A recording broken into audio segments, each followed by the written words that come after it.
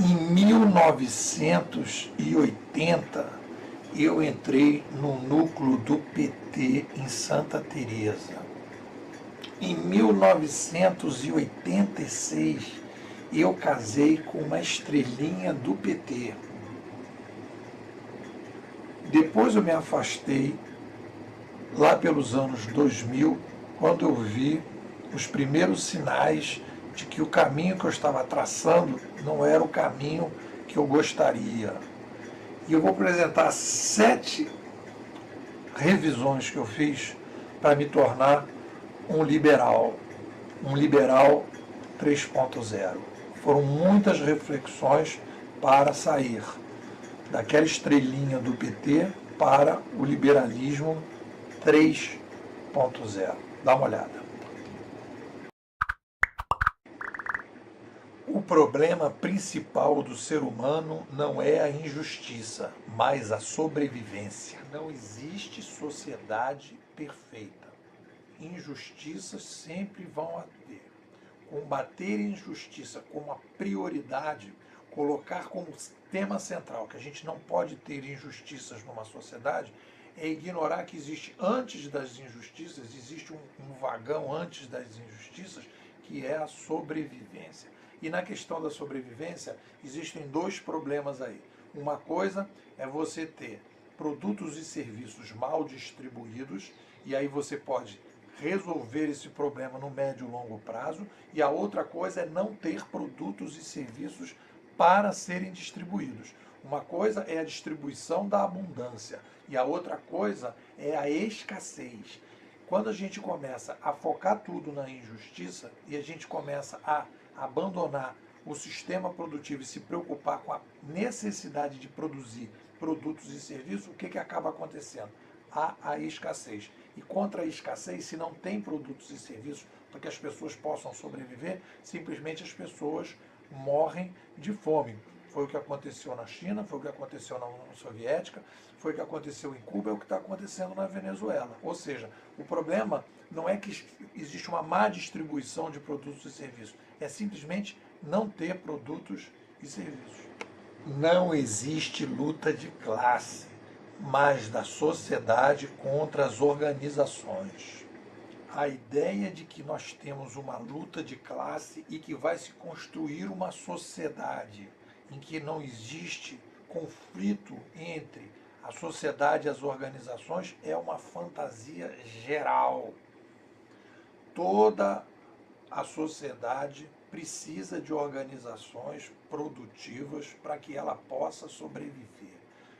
Lá nas tribos existia a sociedade tribal, as pessoas se organizavam e a gente foi criando complexidade e foi sofisticando as organizações. O que existe na sociedade é uma luta constante entre a sociedade de maneira geral e as organizações. O que a gente precisa fazer? A gente precisa fazer com que as organizações sirvam à sociedade e não se sirvam da sociedade. Então existe um conflito, existe esse conflito.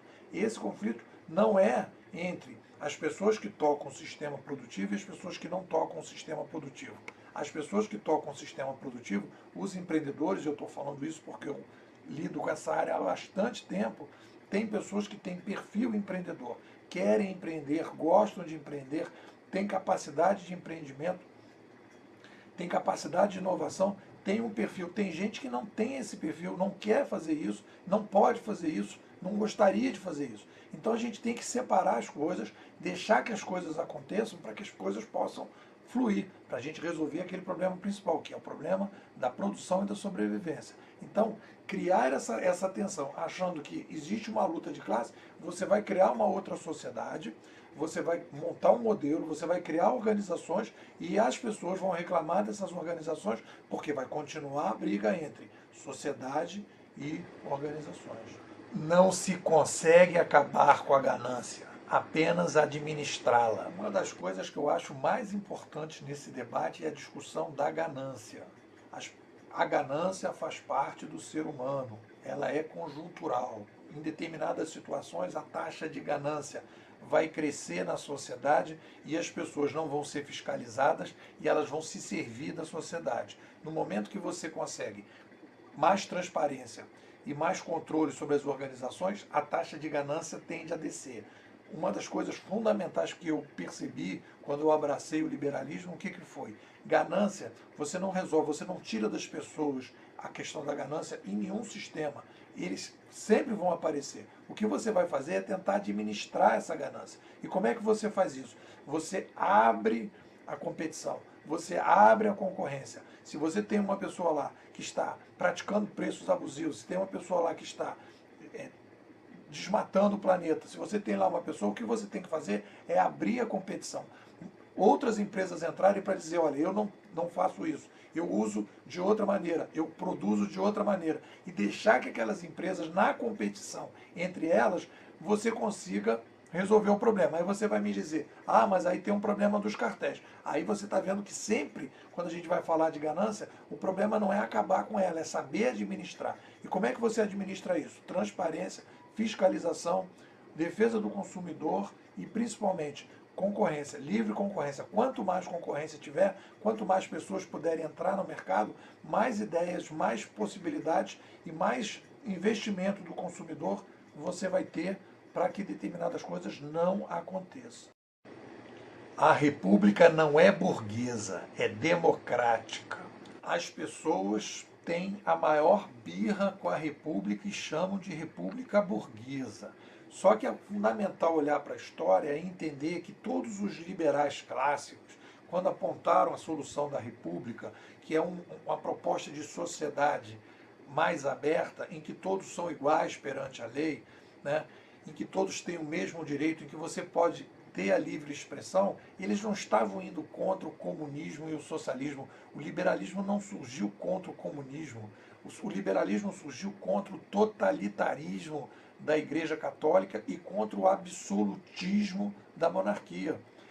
As pessoas quiseram criar um sistema em que as pessoas pudessem ter mais liberdade, né, igualdade entre as pessoas. Então, o que acontece? Aí, a partir daí, começou a se bolar um sistema em que isso fosse possível, entre que pessoas diferentes pudessem interagir, para superar as crises que nós tínhamos antes das tribos. As tribos, cada tribo tinha a sua visão, o seu modelo, e as tribos não se colocavam. Então você vem dessa tradição das tribos, você vai ver aí, se você for olhar um pouco o perfil do judaísmo, ele tem essa característica de tribo.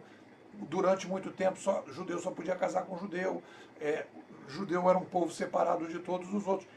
Vem desse período esse processo. Né? É desse momento que a gente está falando. E a partir do tempo, ao longo do tempo, a gente foi construindo uma sociedade intra-tribos, que as pessoas pudessem interagir. Então, o marxismo, na verdade, quando ele vai trazer essa ideia, né, de uma outra sociedade, ele vai levar, ele traz de volta o absolutismo, ele traz de volta o totalitarismo católico. Por quê? Porque ele escolhe um determinado grupo na sociedade, que são os oprimidos, que são os trabalhadores, que são as pessoas que estão sendo exploradas, e essas pessoas vão constituir uma tribo dentro da República. E essas pessoas querem tomar o poder e construir uma sociedade daquela tribo, que não tem nenhuma diferença, quando a gente fala disso, do pessoal do Estado Islâmico. Não tem nenhuma diferença do nazismo. O nazismo escolheu uma raça, o Estado Islâmico escolhe uma religião. E os marxistas escolhem uma classe em que eles vão colocar essa classe no poder. Então, na verdade, quando você está defendendo o marxismo, e você está defendendo que você vai acabar com a república, com toda essa construção que foi feita, que permite que a gente possa viver entre tribos, você vai trazer de volta, no fundo, você está trazendo de volta o absolutismo e o totalitarismo católico que o pessoal conseguiu colocar para trás. Eu sempre digo o seguinte, Marx, ele era um cara reacionário e ele queria trazer de volta o absolutismo e o totalitarismo, só que com a ideia de que ele ia trazer as pessoas boas, que seriam os oprimidos. Um sistema sem desigualdades e diversidades gera baixa inovação. Uma das coisas mais importantes de perceber é que o ser humano, ele vive uma coisa chamada complexidade demográfica progressiva. Em 1800 nós éramos 1 bilhão, 3 bilhões de pratos de comida seriam razoáveis para todo mundo poder comer. Hoje nós somos 7 bilhões, 21 bilhões de pratos de comida. problema central do ser humano é a escravidão da inovação. Se você não tiver inovação, nós vamos para o buraco. Então, a inovação precisa de diversidade, de pontas interagindo diante do sistema, para que a gente possa estar o tempo todo bolando coisas novas para resolver os problemas que estão aí borbulhando. No momento que você defende uma sociedade sem desigualdades e sem diversidade, porque no fundo você vai acabar padronizando a partir de um determinado centro, o que você vai fazer? E é o problema central do que a gente viu no século passado. Você vai baixar a taxa de inovação.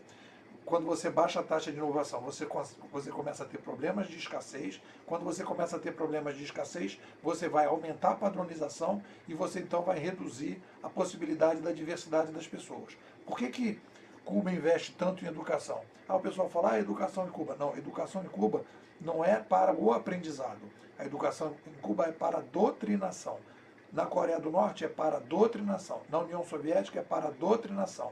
E não é porque as pessoas são mazinhas. Elas precisam doutrinar as pessoas para as pessoas criarem um padrão de consumo, um padrão de diversidade, um padrão de, entre aspas, igualdade. E nesse momento que você cria esse padrão, você aceita que um determinado centro defina tudo. E aí você começa a massificar tudo. Você massifica a roupa, você massifica a comida, você padroniza tudo e você vai baixando a diversidade das pessoas. A diversidade das pessoas, a diferença das pessoas uma com as outras não é estimulada. Por quê? Porque se você começar a estimular as diferenças, se você começar a estimular a desigualdade, o que vai acontecer? Você vai aumentar as demandas produtivas e você não vai ter como atender. Então você vai ter que baixar. No fundo, foi o que aconteceu com o capitalismo no século passado. Você aumentou muito a população, não tinha condição de personalizar, você cria uma mídia de massa e você baixa a diversidade das pessoas. Isso, na minha opinião, não tem a ver com nenhum sistema, tem a ver com uma relação, digamos assim, da ordem econômica, que quando você aumenta a população, você tem que baixar. Ou você diminui as pessoas, como tentou a China, o número de pessoas, que é um dado objetivo, ou dado subjetivo. Você baixa a diversidade para que você possa manter o problema da produção e resolvê-lo. O sistema de livre mercado aumenta fortemente a concentração quando há aumento demográfico. Existe um diagnóstico que é feito equivocado. Primeiro, há uma crise sistêmica no século passado que a gente está herdando? Existe. Existe uma falta de representação na República? Existe. E aí, todo o diagnóstico dos marxistas é o seguinte: isso é em função do sistema capitalista e da República Burguesa. Vamos acabar com o capitalismo ou com o sistema de livre mercado e com a República que a gente vai resolver o problema. Não vai. O problema que a gente teve no século passado foi um mérito do liberalismo. Foi um mérito das ideias liberais, que permitiu que a gente pudesse saltar de 1 para 7 bilhões de pessoas. Aí, nesse momento, a gente começa a ter uma crise. E aí, nesse momento, de fato, há uma concentração do livre mercado. Quando a gente aumenta muito rapidamente a demografia, você necessariamente tem que massificar a produção e você vai criar um sistema de mídias centralizadas que vai baixar a transparência da sociedade, você vai aumentar o poder das organizações sobre a sociedade, as organizações vão se servir da sociedade e não vão mais servir a sociedade. Tá. Os sintomas, existe uma crise? Existe. O diagnóstico não é do sistema de livre mercado nem da República. O diagnóstico é, nós não tínhamos condições de resolver o problema porque a gente não tinha ferramentas para resolver esse problema no século passado. Então houve uma concentração, houve um poder das organizações e isso tem o empoderamento do poder do dinheiro, das ideias materiais sobre a subjetividade das pessoas.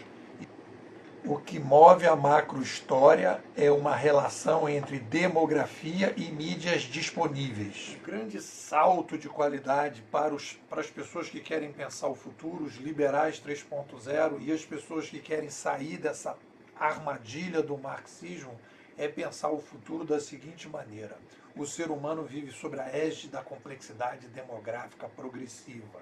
E essa é a característica do ser humano. Quando nós temos o aumento demográfico e não conseguimos recriar as tecnologias de informação e de comunicação, criar novas linguagens, o sistema todo entra em colapso e em crise.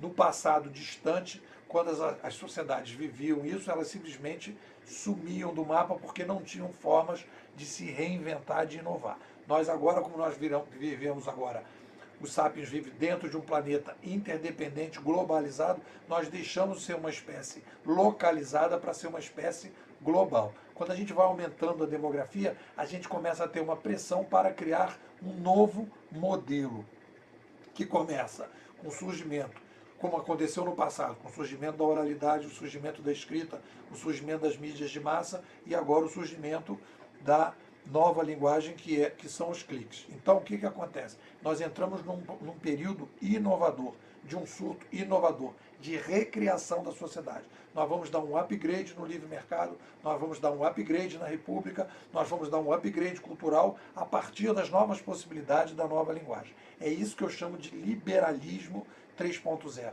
É a possibilidade da gente resolver os problemas de sobrevivência, aumentar a possibilidade de diversidade das pessoas dentro de uma sociedade possível. Vai haver injustiça?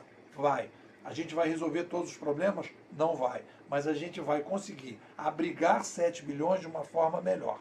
Não adianta tentar resolver o problema forçando a barra, porque o que vai acontecer? Se você centralizar 7 bilhões, se você centralizar em qualquer país, né, que tem essa complexidade demográfica, se você centralizar a produção, vai acontecer o que aconteceu na América Latina nesses últimos 20 anos. As pessoas vão falar, as pessoas vão dizer, vão dar 1000 ideias, vão fazer mil mini, mas no final de tudo, o que vai acontecer? Vai acontecer crises sociais, políticas e econômicas. Por quê? Porque simplesmente a gente não vai conseguir resolver o problema. A solução do problema. É isso que a gente aprende com a macrohistória.